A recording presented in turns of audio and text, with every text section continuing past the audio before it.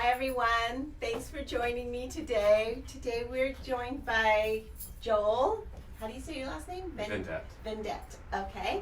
And Joel's going to tell us a little bit about what he does, and we're going to make a drink. And today's drink has some really interesting ingredients made. Actually, the recipe is from one of my employees here, Kat. So I'm excited to try it, or you're going to be excited to try it, because I don't drink. Day drinking, I'm always good with that. There you go. So tell us, what do you do? Oh geez. Okay, so I'm a realtor. I'm with Compass, based out of, offices are based in Beverly Hills, but I live here in Marina Del Rey area. Oh, okay. And so basically I just work with clients, whether they're buying, selling, leasing, investing, sell everywhere from Moore Park to Palm Springs and areas in between. Are you doing mostly residential or commercial? All residential. All residential. Yeah. So are people really out there buying up everything they can right now? It's a really interesting market here in California. It's a weird market. Yes. It's definitely shifting, which is kind of great. I mean, price points got really high, and I think buyers got a little tired of it. So we're seeing more and more where they're just not sure what to do. But trying to remind people interest rates are low. So don't wait for the prices to come down, because when they are, that means your payments are going to be higher. So you're not going to afford to stay in a house. Right. So it's looking at the educating right now. The fun part is really trying to educate everybody, not to look at just the price points, but to see what can you actually afford, knowing what your monthly payments are going to be, and then you have to getting the whole picture. And that's what I think is hard for people to really wrap their heads around right now, because we're seeing just the price points. Are the price points coming down a little bit? I mean, Yes I know we're in and no. California, we're on the west side, so it's kind of hard to... We're our own special. Yes, we are very place. special. I think price points they're kind of ticking up slightly. Okay. It's the ones that are overpriced. We're definitely seeing those come down, and they're just properties are sitting on the market for longer. That's what it is. Okay. Yeah. So that's how you can tell if it's not selling immediately. Exactly. That the price is a little too high. Yeah. So, because we live in an instant gratification kind of world, That's putting it mildly. is when you're a realtor and you're doing, let's say you're going to sell my house and you're doing an open house, Yes. how many open houses do you want to do before you want to sell that house? I mean, realistically, I know you'd want to do the first one and sell it, but I'm talking realistically. Generally, it depends. It really does depend, because if I'm doing a listing, I try to have it open that first weekend both days for extra hours. The first day, which is normally a Saturday, I want the neighbors in and out, because they're always going to come by. They're going to be the looky-loos. So let's get that part out of the way, and then the people who are serious buyers, they're going to come Saturday as well, because they're not expecting it. Right. So then we hold it open again this following Sunday. Broker's caravan is on a Tuesday, so sometimes we would normally do that the first week or two out. It depends on the market and how you price the house, and if there's a demand for it. But generally, you're going to do about 3 or 4 weekends of open houses. Okay, so Yeah. you're talking about a month, Yeah. realistically. Yeah. Okay, so are you finding that some of your clients want to do it faster? Everybody wants it faster. Everybody does. Yeah, I mean, it just depends upon the house and the market, the time of the year. There's so many variables at play that you just never know.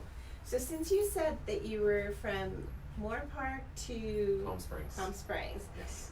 what area are you finding right now from just your areas? What area are you finding to be a hot spot that you're seeing a surge of? The Valley. The Valley. The Valley, because you can get more for your money. Okay. That's the thing. I mean, Anywhere in the Valley? well, most people want to be Encino, Sherman Oaks, and Studio City. Okay. But as Encino and all these areas are getting expensive now, we're starting to see the spillover into Tarzana as well. Okay. And so, but around here, I mean, Playa Vista is always going to be hot. Marina Del Rey will always be hot. I mean, anything on the water. Or closer to the ocean. Yeah, Venice. We're all like these 3-4 miles, but it's still too far. Yeah, exactly. People want to be able to stumble to and from the ocean, have to swim in the morning and then go to work. Although all those high rises now, you can't even see the ocean anymore. From especially in the marina, there are just so many high rises. I have clients who live in one of the marina and one of those high rises right there, and we found them a unit actually overlooking the marina, and it's pretty awesome. Really? The views are ridiculous. Yeah. Not a bad place to go home. Not a bad place to go home to. And you have that new water bus that's right in the last few years that they've had that, and it goes from one restaurant to another? Or I think there's like about 3 or 4 stops around the marina that it can go to. Okay. So yeah, like the Have you water done it? flights. I haven't done that yet. Okay. I want to though. Yeah, I have a friend that lives over there, and she keeps telling me about it, so kind of want to try it and see. It sounds like fun. I want to try that one, and then there's also that new shuttle service going just around LA, our west side area, that LA Now, which I want to try that as well, which I And haven't it done. goes to restaurants and stuff? Or? It's at about, there's multiple stops all over, and you can actually order it on your app, so it's supposed to be competing with Uber. Oh, okay. And so it's like a shuttle bus that'll travel you around from like the marina up to Mar Vista, Culver City, and you can just order it. I think it's like $1.50 a ticket to ride it. Oh, wow. Yeah. Wow, that's great. Yeah, so that's a new thing that's out there, which is good. Do you tell your clients more and more about all of these little things, you know, so that it entices them to either purchase or to move to a new location? Not necessarily as a way to entice, but I do use it as a way to get them excited, just to let them know that I do know where you're going to be. I mean, that's the biggest, I mean, it also depends on the client. Some people just don't care. They're like, I just want to live there. But then I think as you start telling them more about the details and the things that are going on, they get really excited by that. So when you're selling a house, it's probably easier when you're taking a buyer to go look at houses because you're not having to set it all up and make sure that the house is all perfect and everything. So is that, which way do you like better? Do you like being a buying agent or do you like being a selling agent? I like being a buyer because it becomes more emotional. I love working, that's one of the reasons that I got into this was because you really get to know people. And you're dealing with their money and their family, and it's really an intimate thing that you do. So I love that aspect of working with buyers. I like working with listings because I'm a control freak, and that way I get to actually control everything as much as possible. Can you tell them like exactly what to do around their house before it's to get it ready? Because you know what people are looking for. We try to, and hopefully everybody's open to that idea. But for me, it's about the paperwork. I like to be able to monitor my deadlines throughout, and I'm really hands-on when it comes to my paperwork, and my files are pretty good. You know, and it shouldn't be so emotional buying and selling a house, but it really is, and it's very emotional. It is. It's even emotional for the kids, because I remember when I was selling my first house and moving to the house that I live in now. But as soon as I walked into this house, I knew it was my house, and I knew I was going to buy it, and I knew it was going to be for me. Yeah. So, but I remember my husband and my oldest daughter had a real hard time letting go of the other house, and they were really emotional about it, and they didn't want to move. Yeah. And I'm sure that they feel differently now, but hope so. you know. I would hope so. But at the time, it was so emotional, you know. But for me, I wanted something, I needed more space. We needed more space. We were really like in a small, very tiny place. So we needed the space, and I was thinking more practical, you know, and they weren't. Oh, so you were focusing on like from the boom, I need this, and they're like going, but we have the memories, we have this, Yes. and you're like, I don't care about that, we need this. Yes. Okay, that's fair. Exactly. It's good to balance each other out, that's all right. Yeah. So you have, I'm sure you have that with a lot of your your people, right? So Yes. who have you had that as a client that you absolutely found it so easy, and then have you had one that's been just so difficult? Yes and yes. Yes, I mean, nothing that's ever overly difficult. I think what makes it difficult is just a lack of communication. Or setting the expectations up front. I think that's always where that's where you run into the biggest problems down the road. So I try to just kind of, when I'm working with somebody from day one, it's about, let's set the expectations, this is what we're gonna aim for. When I'm working with a buyer, it'll just be a matter of, okay, this is the contract, let's go through the contract, and you just tell people the way it should go, and hopefully they stay on board.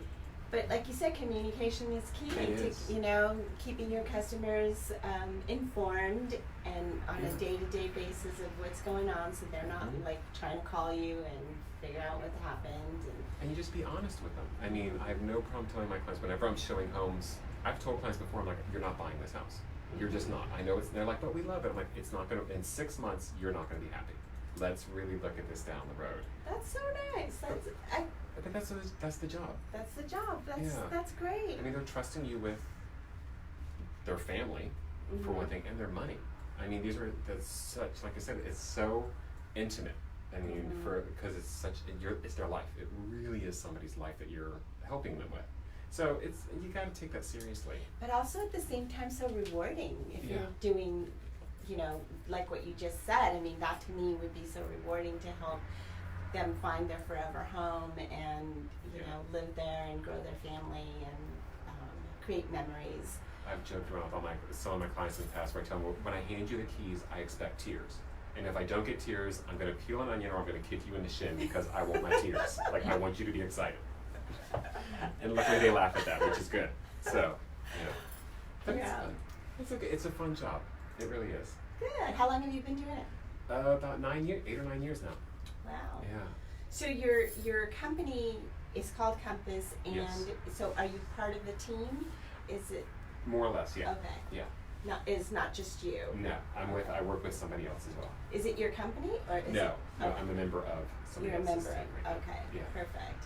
So you're located in Beverly Hills, Yes. and we have tagged him on our live segment, and we can tell you a little bit. Do you have a website? You can tell them. Just my name, joelvendette.com. Okay. That's easy. I try to make it easy. Do we have questions already? Yes? We have plenty of questions. The first one is, what do you recommend to young people who want to own a home by 30? Oh. Great question. The first thing that I would recommend you do is talk to a financial advisor and a lender to really work with you to help set a goal as to how to make this happen. And to talk to a realtor so you know what to expect when you're going into it. As far as down payments, locations, setting your wish list and your expectations. And save, save, save. Yes. Save. That's a really great goal. I bought my first house when I was 25, and I never Did you regretted it. Yeah, it's the best. I wish I bought more. Wow. But yes. Good for you. Save your money and buy your home. That is the best advice anyone can give you. The next question is there currently a housing crisis in LA, Los Angeles? A housing crisis. A housing shortage? Yes. We definitely don't have, unfortunately the numbers came out about a couple weeks ago which showed the homeless population in LA that just skyrocketed. And I think we all see that on a daily basis when we're just walking down the street, and it's really unfortunate. There is such a demand for affordable housing in this city, and it just keeps growing and growing and growing, and I'm hoping that we can find some way to fix this. Unfortunately, we live in a city where everybody wants to be, which is driving up keeps the price points going. We've just got to figure out a way to get more housing built that's going to be affordable. But don't be afraid to buy in the outskirts. Like Yeah. he's saying, the valley. Oh, yeah. Like when we started the segment off today, we talked about how the valley is booming. Yeah. So don't be afraid to buy on the outskirts of something. I mean, when I bought my house in Culver City, of course, I wanted to live in Beverly Hills or Malibu, but it wasn't something it wasn't attainable for me. So I bought where I could, and that's a key. So buy where you can, because it's still a good investment. It's still a good investment. When I first moved out here, I lived in West LA, and I was looking for a property to buy, and it was when the market was going berserk the last time. And so I wound up, my agent at the time was looking at me and he's going, you have to look in the valley. And I'm like, I don't want to be in the valley, because everybody was just saying how bad it was. And then my first ever property was in Studio City, and I absolutely loved it. It was fantastic. So yeah, you just have to be open to exploring new locations and just see what's out there. The next question is, where can I find cheap housing in LA? Ooh, what to find cheap? That's a fun question. If you're talking about rentals, or if you're, I think if you're talking about rentals, you probably have to share a place. which is the new thing right now. Yeah. That's, You'd have to rent a room from somebody or get a roommate or something, because I just don't, I know for Culver City, it's just not affordable for somebody to have, a single person to be in a one-bedroom apartment. It's what, like $1,800 or something easily a month, so you have to be prepared for that. But if you're a young couple and you need a one-bedroom, that's attainable, because then that's working. And if you're looking to purchase something, I say check out areas like Pico Rivera. Those areas are changing so rapidly. I sold out there a couple years ago to some clients, and once we got out there and they started researching, we realized the investment going into the park system. We were noticing the Starbucks and the Targets and everything were moving into the area. So places like Pico Rivera, if you're willing to go further inland, or if you're willing to go further possibly into like some of the Torrance areas, Baldwin Hills, Leimert Park, all those areas popped a few years ago. I'm upset I didn't buy there, but that's a whole other set of issues. So it really is, you just kind of got to figure out what's going to work for you, what you're willing to compromise as well. And I've been hearing a lot about Inglewood. Inglewood would have been, yeah, I sold a property in Inglewood a couple of years ago. The amount of equity they gained during escrow was crazy. Wow, see? Yeah. So you don't have to buy like right here, or you don't have to live right here. Don't be afraid to try other areas that might be up and coming, or you know, getting a refurbishing. Well, I say look at a map. That's one thing which I've told people, is like literally open up a map and look and see what was the last area that went crazy. Look next to it, and you will see where the changes are going to come. And if you can get there before it happens, you scored. I mean, like Inglewood a few years ago, nobody would have thought about it. And then all of a sudden they did the plans for the stadium and all the development, and we all just went, whoa, that was, and it's just still going. There you go. Any other questions? What are 5 questions I should ask before buying my first home? Oh. The 5 questions to ask before buying. 1, can you afford it and live comfortably? I think that's very important. Don't be house rich and cash poor. Yeah, that's the last thing you want to do, is live just to pay a mortgage. That's a terrible feeling. The 5 questions before buying your first home. What do you want out of it? What are you really looking for? How long do you want to live there? I was just thinking that, yeah. Is it a long-term thing? Is that going to be, that's it? That's your forever home? Or are you in a 5-year plan and you want to, you know, get something bigger after that, or and that's the thing, most people live in their first homes for about 3 to 5 years.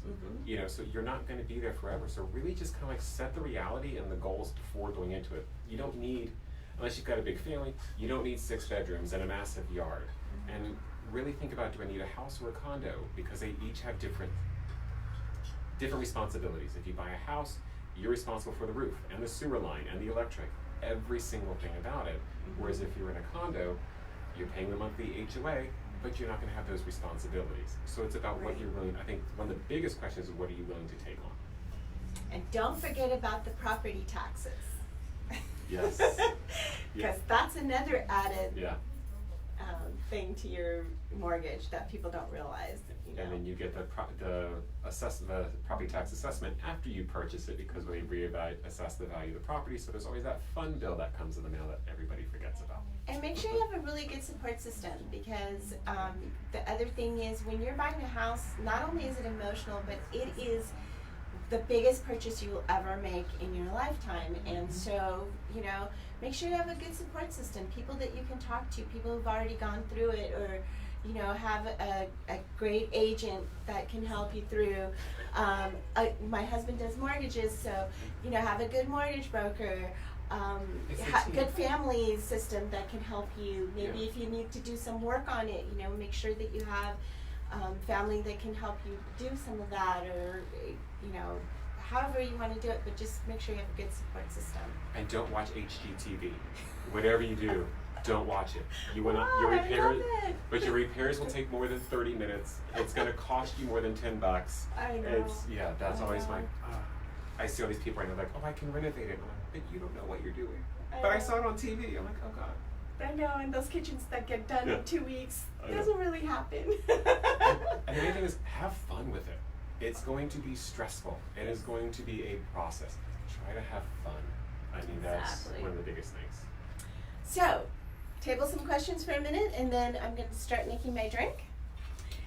I am making, like I said, Kat today brought us this elderberry cordial. It's a non-alcoholic mixture. Ooh, that smells good. It has a very nice smell to it. And I'm going to mix some of that.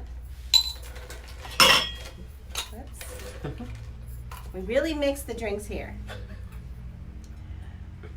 So I'm going to put some of that in here. So who gave you the recipe? My employee, Kat. she brought the elderberry cordial as well. So we get really into it here. Those are good employees right there. I know you were here a little early today, but you got to see some crazy stuff happening I'm here, good right? with that. You gotta see the inner workings of everything. So do you like gin? I do. So this is a little gin. I'm not picky. He's not picky. Joel and I met downstairs while Earl was having his mixer. Yep. That was fun. That was a lot of fun. It was really I fun. remember, saw your necklace, I was like, yes, we're gonna get along just fine.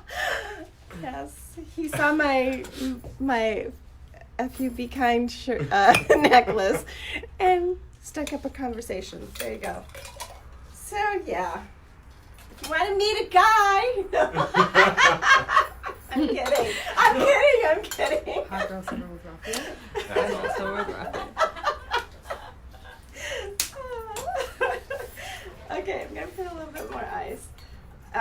Anyway, I'm gonna top this off with this Italian pink grapefruit soda. Okay, that's all that is.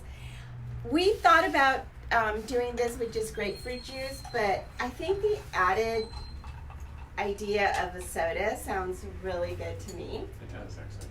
So it should be nice and refreshing, mixed with that elderberry and a little bit of gin. Oh, that's good. Can you taste the gin? Not strongly, no. No? Which is good. Which is good. Yeah. It'll kick you later. That's all right. That's okay. And we decided That's to really do good. a little bit of jewelry with some coral. Today is summer solstice. Oh. Did you did know not- that? I did not. You didn't know that? No. Okay, so today is summer solstice, which means it's the longest day of the year, right? But we have no sun. We have June gloom out here. Unfortunately, we have no sun. But coral always reminds me of summertime, so that is, I guess, the reason or the idea behind it. There's some more coral into the rings here, and then we have a couple of Vita Kush chokers here, and we were doing some model shots today. So Joel came in when we dressed up Tatiana as a Barbie doll. So she's out there shooting right now. You guys will see those pictures at some point later on Instagram and on Facebook. So look for those. She looks really great. She does. She looks really great, and Vita Kush has been doing all these things with these light plastic chains they're super light, and so she's all dressed up in all this pink chain right now, looking great. Any more questions? Yes. Oh. What does owning a home mean to you? To who? Him or me? Both of you. Oh. How about you answer first? To me, when I wanted to buy my house at 25, it was a goal because I wanted to have my house before I had my kids. And I wanted to have that stability, of owning a home.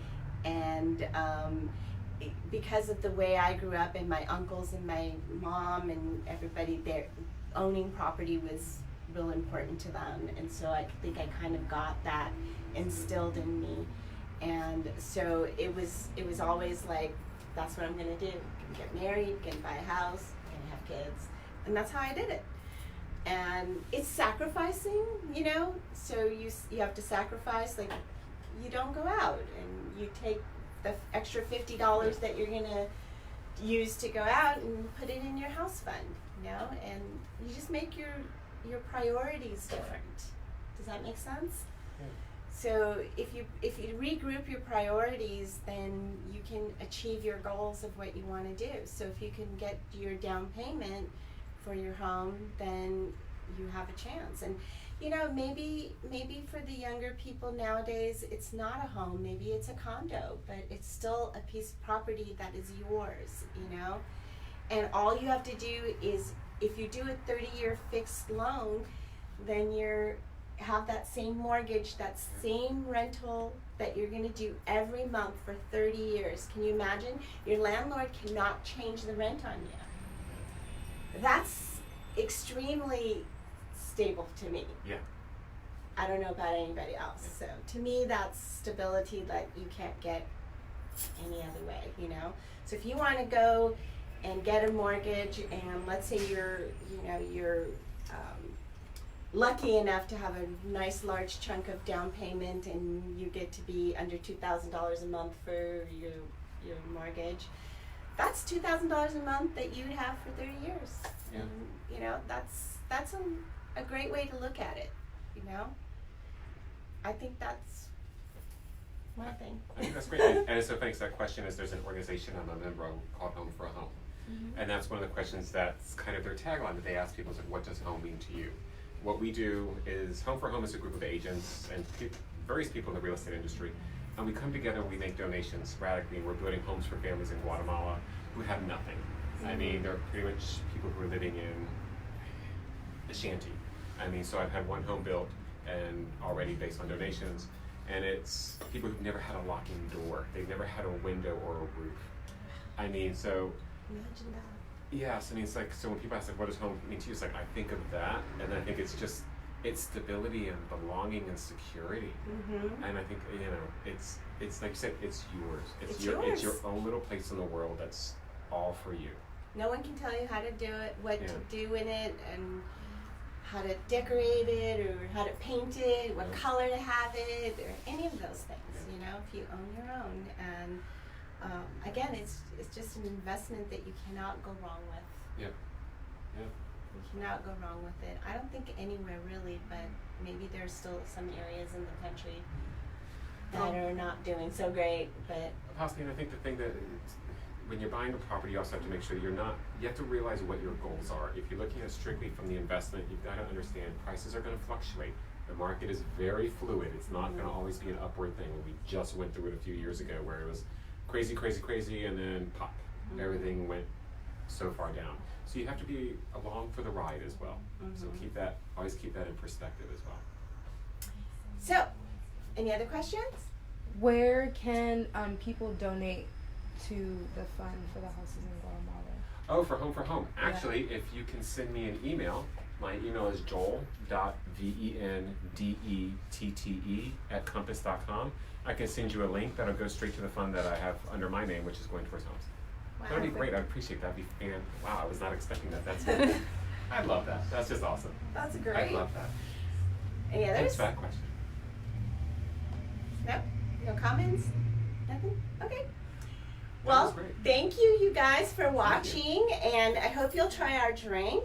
Do. It's very simple and easy, and we try to make them simple and easy. Today is our 66th segment of this that we've been doing. Really? So along the way, we've had so many different guests, and it's been really wonderful to interview people and to find out what they do and what they're passionate about. And if there's anybody out there watching that wants to come on and share what you're passionate about, call me up And have a little day drinking. and have a little drink. And this is Joel Vendette, and look for him. Website is joelvendette.com. Yes.